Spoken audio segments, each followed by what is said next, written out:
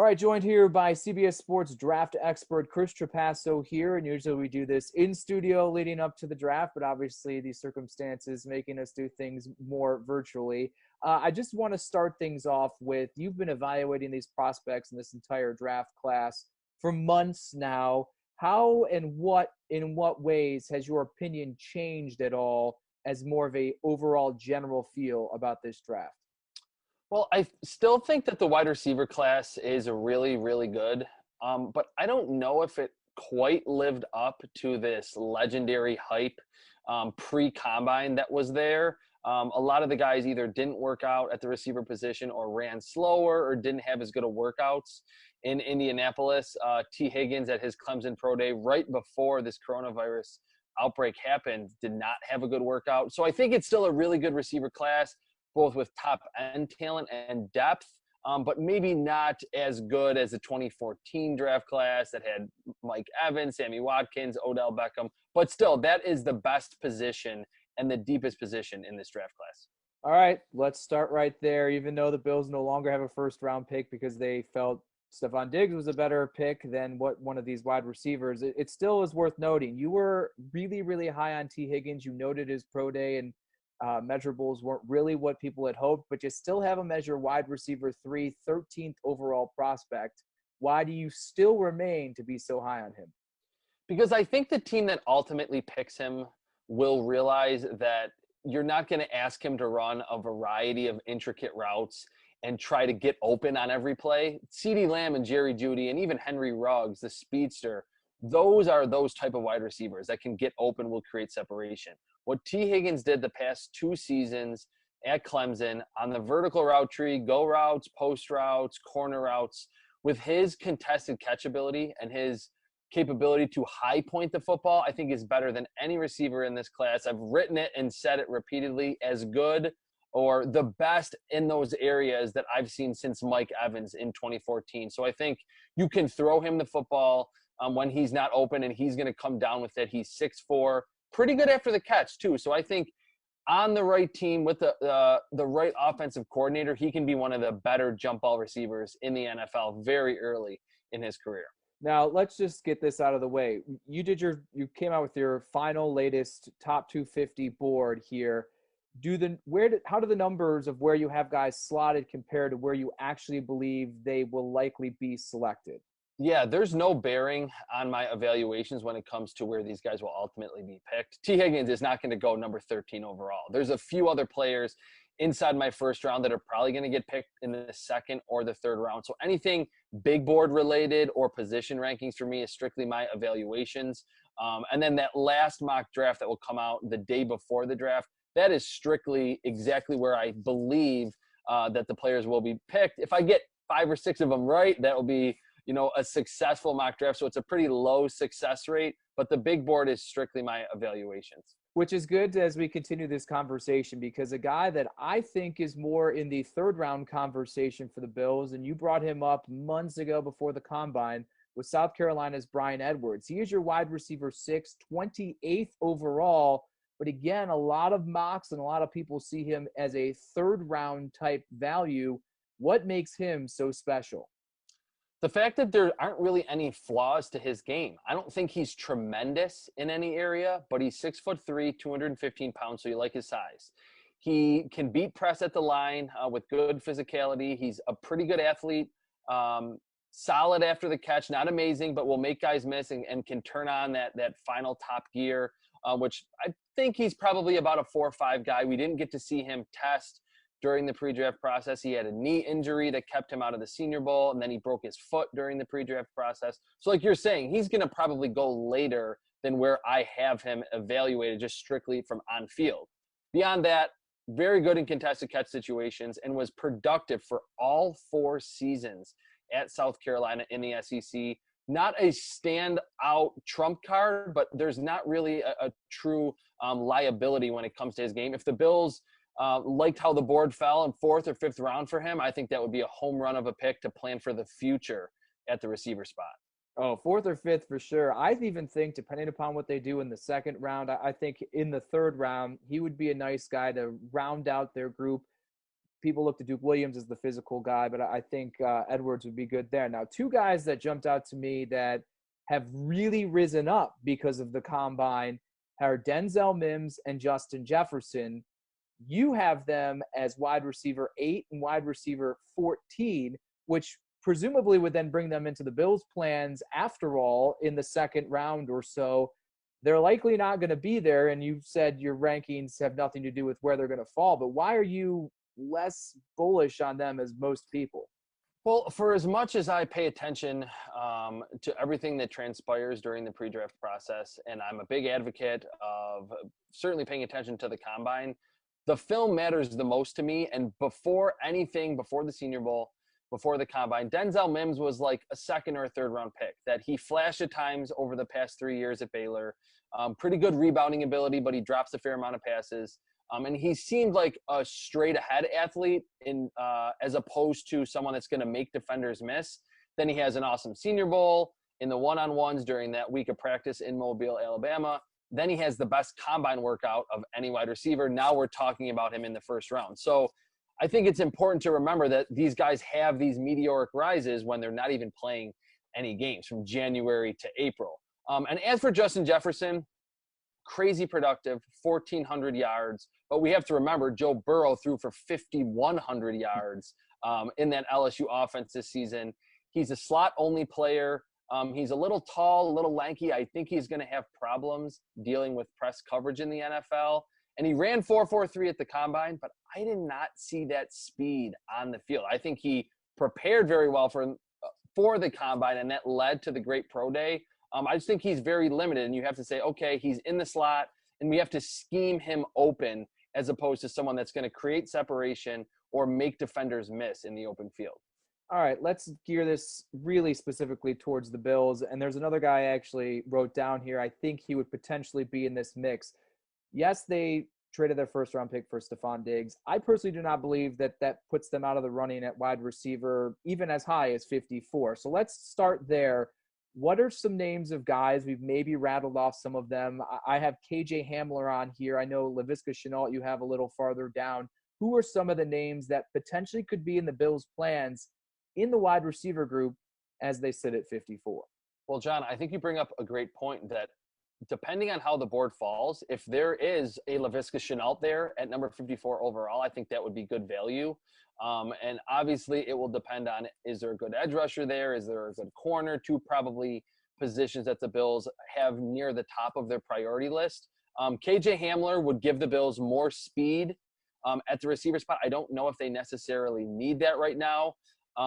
But if he's there in the second round, I think they would have to really consider it. And one more player, Brandon Ayuk from Arizona State. He ran 4.5 at the combine.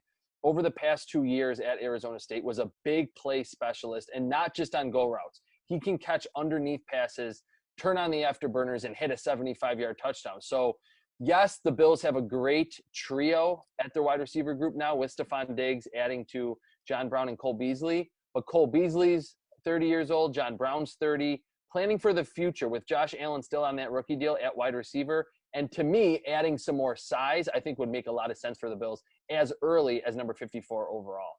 A place where I am willing to go at 54 is running back. Your big board, and I know I saw some of your explanations on Twitter, you push a lot of running backs pretty far down. I'm assuming that is because you don't value that position as highly in the draft as probably I do. Yeah, and that's strictly on positional value. That after I get my raw grades for a player, I don't just throw running backs in the first round next to quarterbacks and offensive tackles. That a few years ago with Saquon Barkley, he was my number 7 overall player. And for as much as I love Saquon Barkley, I realized, would I pick him number 7 overall? And I just wouldn't. And I think the Giants got a great player in him at number 2 overall in that 2018 draft class, but they probably wish they would have taken another position and drafted a running back later. So any of my running back rankings or players being lower at that position is only on the merit of positional value. That we've realized that in today's NFL, it's probably the least valuable position on the offensive side of the ball. So is there any scenario, I know Jonathan Taylor is your number 1 running back. Would you select him if he is there for the Bills at 54 overall? Yeah, I mean, it would depend on who's there. I really like Curtis Weaver, the edge rusher out of Boise State. He's in my top 20, actually. And I think given the age at the edge rusher spot for the Bills with Jerry Hughes, Mario Addison, and Trent Murphy all being older than 30 years old by the time the season starts, if Curtis Weaver was there, I would pick him. I think it's a more valuable position, and I really like Curtis Weaver's complete skill set. But Jonathan Taylor, I have him inside my top 50. So technically, based strictly on my big board at 54 overall, that would be good value for the Bills. I think he's right in between Nick Chubb and Saquon Barkley in terms of his overall talent. And if you could add him to Devin Singletary with an improved offensive line, you could really lean on that running game in a lot of football games for the Bills, take some of the pressure off Josh Allen and the defense, control the clock. I really like Jonathan Taylor. I think anyone that has him, outside the top 2 or 3 is just overthinking it. He was super productive and can hit home runs down the field over the past couple of seasons at Wisconsin.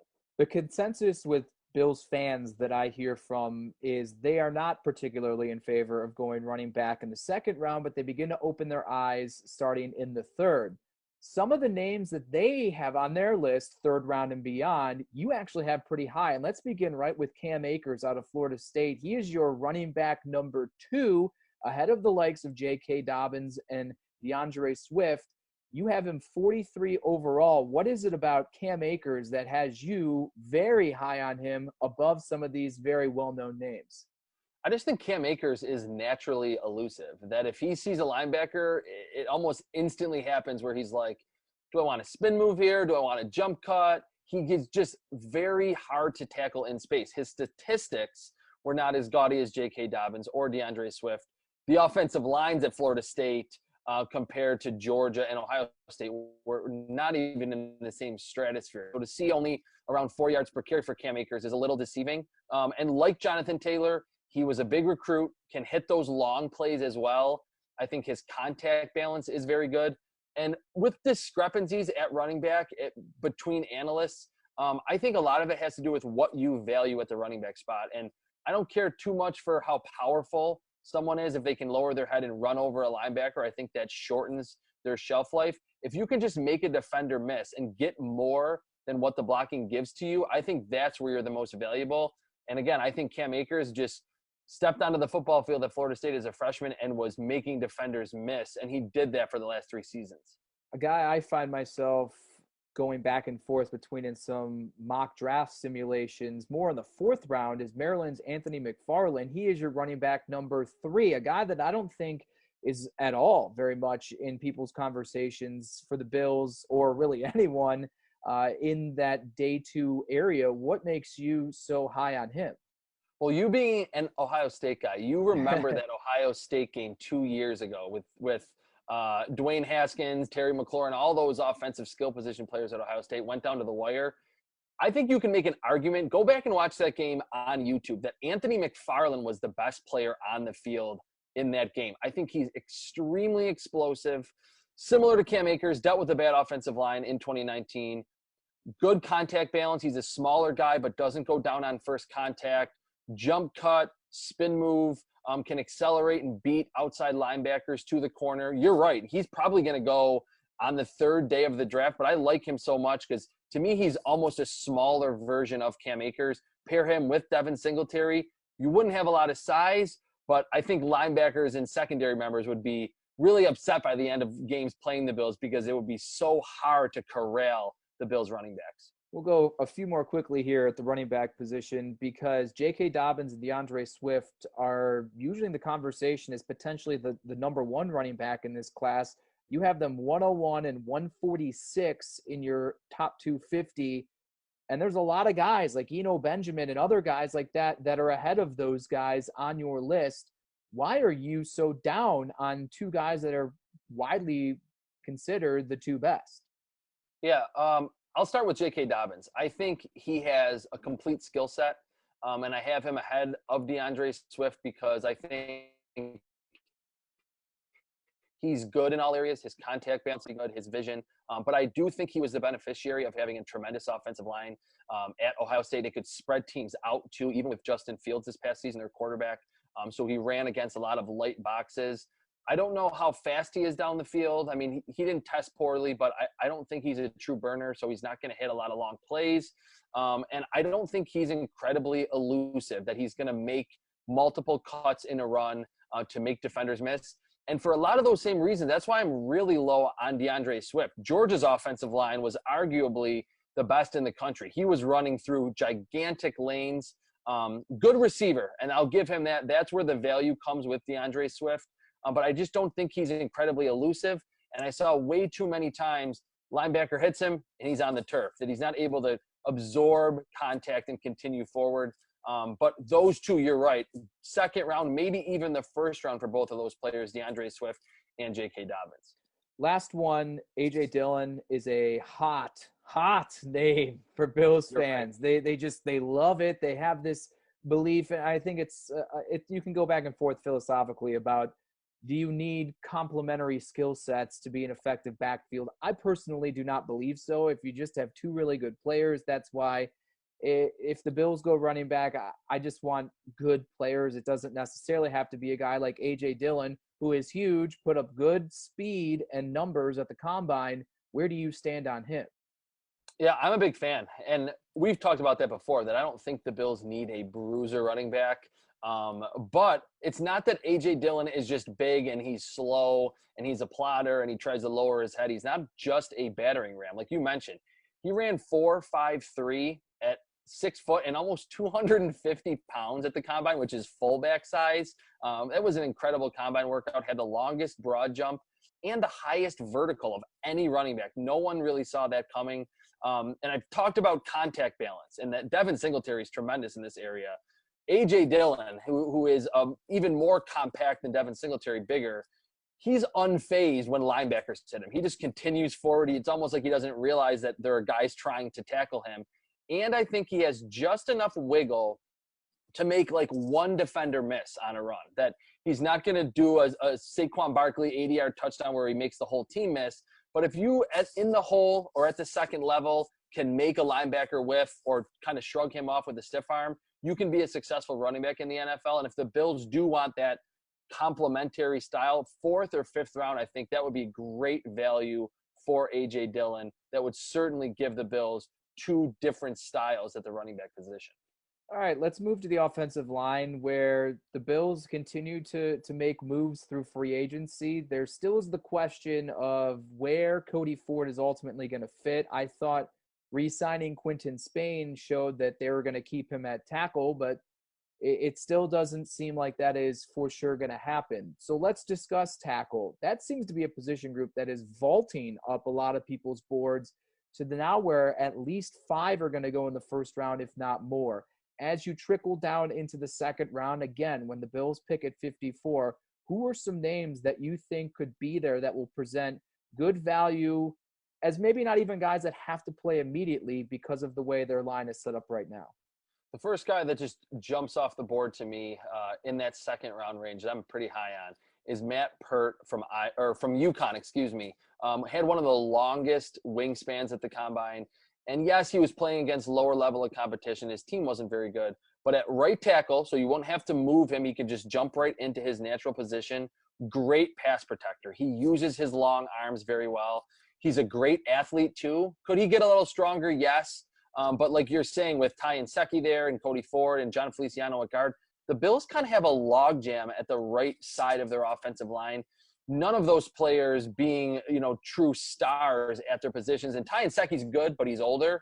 So I think Matt Pert, yes, you would like to get more instant impact from a second-round pick, but depending on how the board falls, Matt Pert would make a lot of sense. That maybe he's more of a 2021 pick, or maybe could ultimately beat out Cody Ford and precipitate that move into right guard for the Bills' second-rounder in 2019.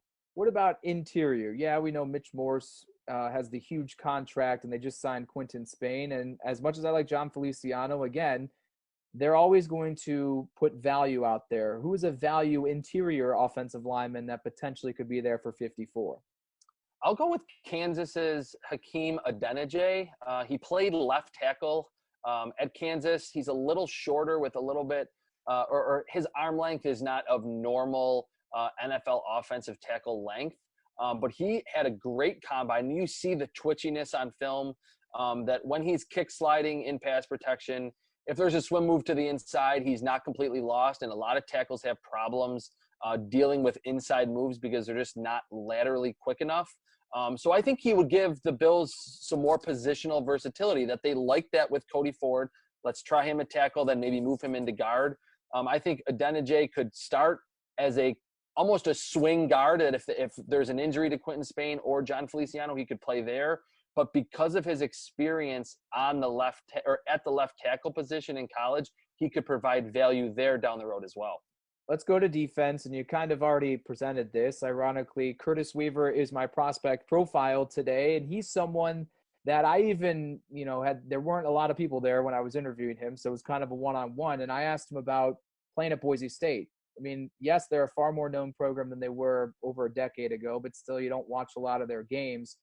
Once again, what makes Curtis Weaver your edge number 3? So we obviously know Chase Young is number 1, so he's number 3, and your number 16 prospect overall, because some people question his overall athleticism. Well, he did have a really good combine workout, and he has kind of a strange body, 6'2" and 265, which is really heavy and stocky.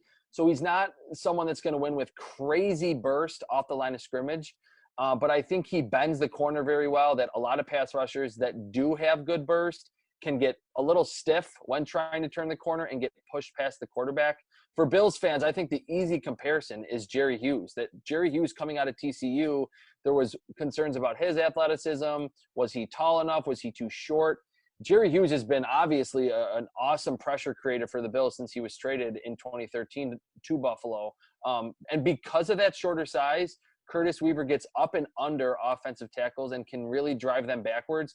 And 3 seasons, freshman, sophomore, and junior year for Curtis Weaver, over double-digit sacks, ended with close to 50 tackles for loss. He was just super productive. I think he's just a really good football player. Yeah, that was surprising when I was looking things up and continuing to do research on him. I mean, yeah, you're right. Mountain West Conference records in tackles for a loss and sacks. He was a monster out there. You could say it's the competition, but still, I do know that they value production very much so. How many edge guys do you think are going to go in the first round? Probably 4, with obviously Chase Young, Kayvon Chason from LSU. I think Yatir Gross-Matos from Penn State will ultimately go in the first round as well. And there's always kind of a wild card because it's such a valuable position.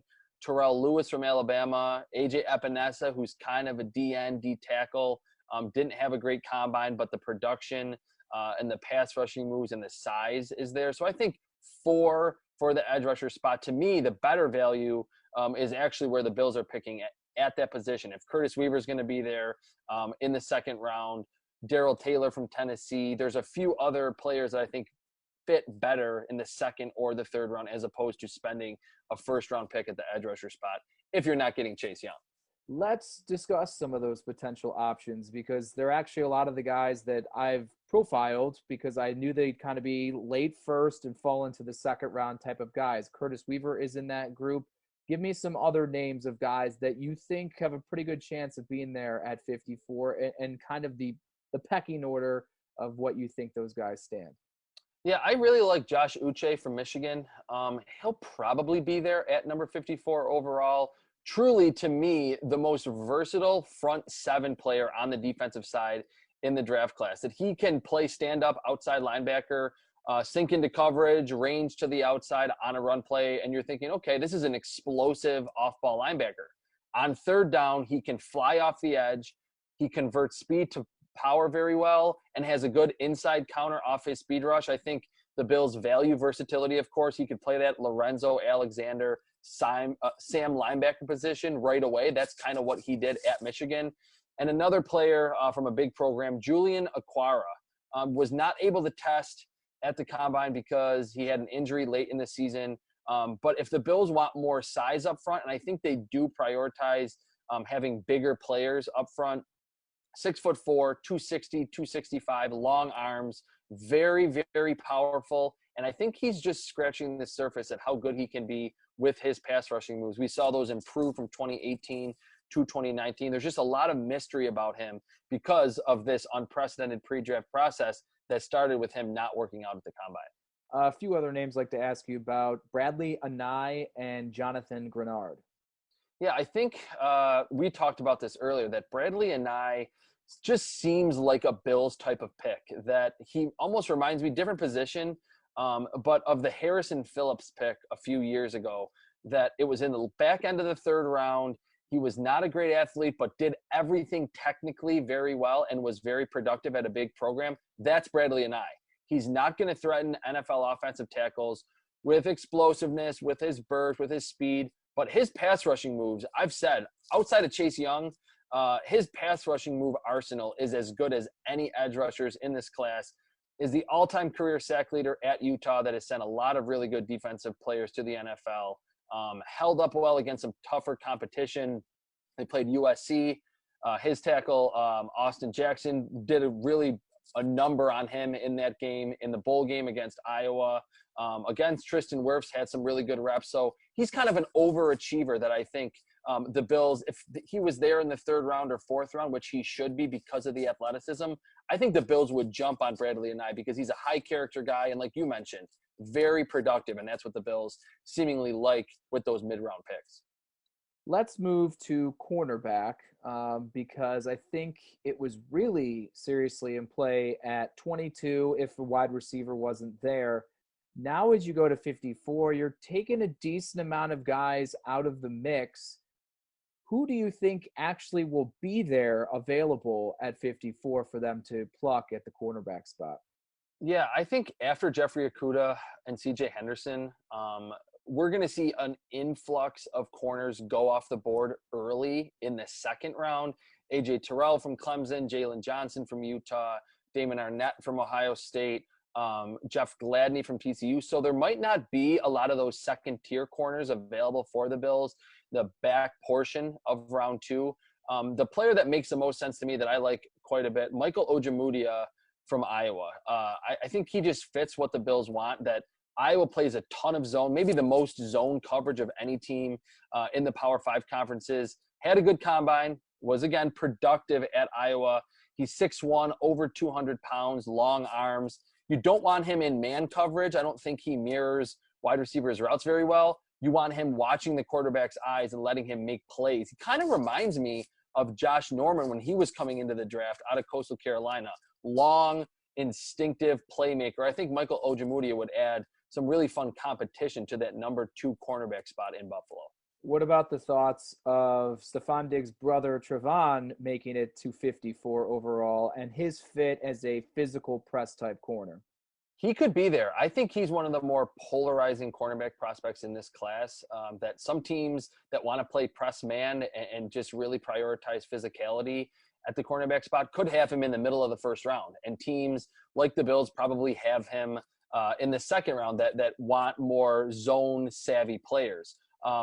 I actually think, despite his experience playing in a press man heavy system under Nick Saban at Alabama, where he was beaten down the field quite a bit, that Trevon Diggs would be better, where he can use that 6'2" frame, those long arms, his good athleticism for that size, to just be a zone corner mostly, and then at times play some man coverage. So if he's there, and the Bills, again, want to upgrade that number 2 cornerback position, along with Levi Wallace, E.J. Gaines, and Josh Norman, Trevon Diggs, I think that would be the right value for him, as opposed to going earlier in the second or maybe even in the first round.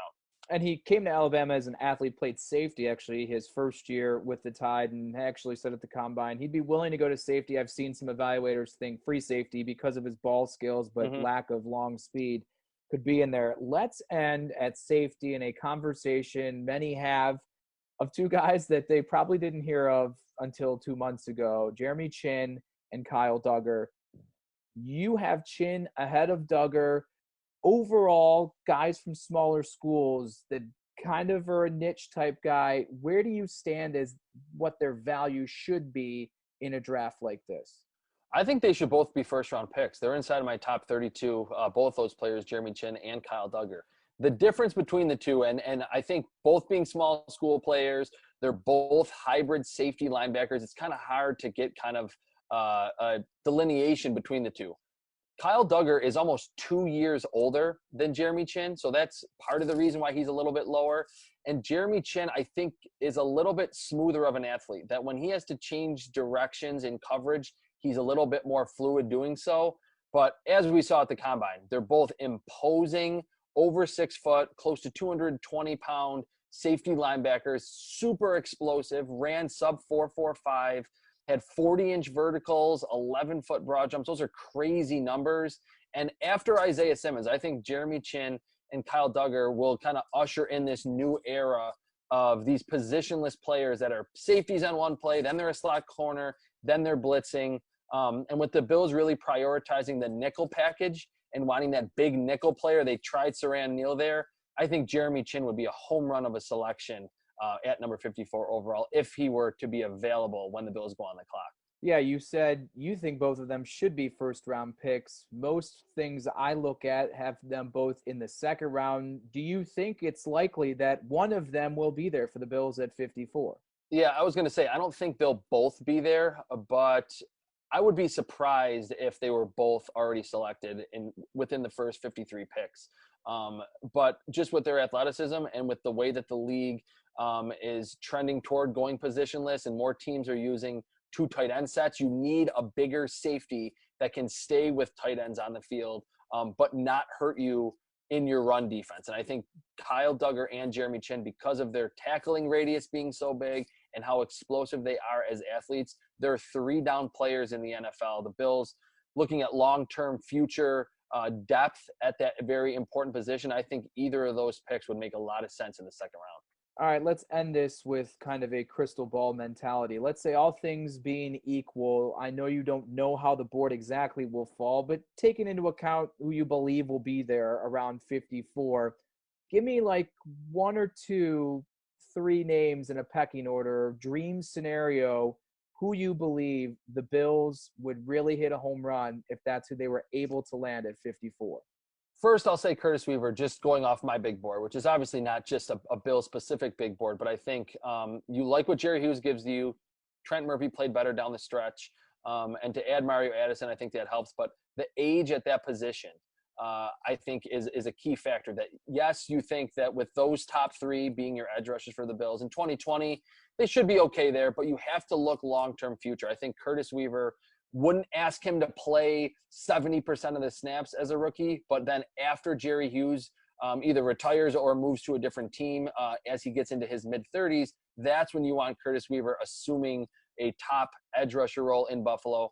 After him, I think Jeremy Chinn, like I said, would be a home run of a selection. You have Matt Milano coming up on a contract. Tremaine Edmonds is most likely going to be around for a while. Extended Jordan Poyer, but he and Micah Hyde are getting a little bit older. To have that big nickel player that can match up with tight ends, running backs, and be a good run defender, that's also a great athlete who's only 22 years old, I think that would also be a home run. And then if any of the wide receivers, and this might sound crazy, but if T. Higgins happened to be there at number 54 overall, I think at that point the Bills would have to say, look, again, we like our trio, but we need to look long-term and add some size at the position. There could be one of us, a surprise name, maybe a Brandon Ayuk, maybe a Laviska Shenault. At that point, if a surprising name that many thought was going to go in round 1 was there at number 54, I think wide receiver should still be considered at number 54 overall for the Bills. All right, make sure you check out Chris's new and improved top 250 big board that he released today on CBSSports.com. And you said your final mock draft will come out the night before the first round? The night before the first round. And if I get 5 or 6 picks right, I'll be jumping for joy because it is a super low hit rate. I think Daniel Jeremiah got like 8 right one year and people were like stunned by that. So that just gives some perspective. Mock drafts really are just for fun. Don't take them too seriously. Yeah, especially once you get out of the top 3 to 5 picks this year. Yep. Those seem pretty cemented, although you never know with the Lions could trade or the Dolphins, whether they'll go whatever quarterback they will decide to go. All right, CBS Sports, Chris Trapasso here, dumping knowledge as we approach the draft.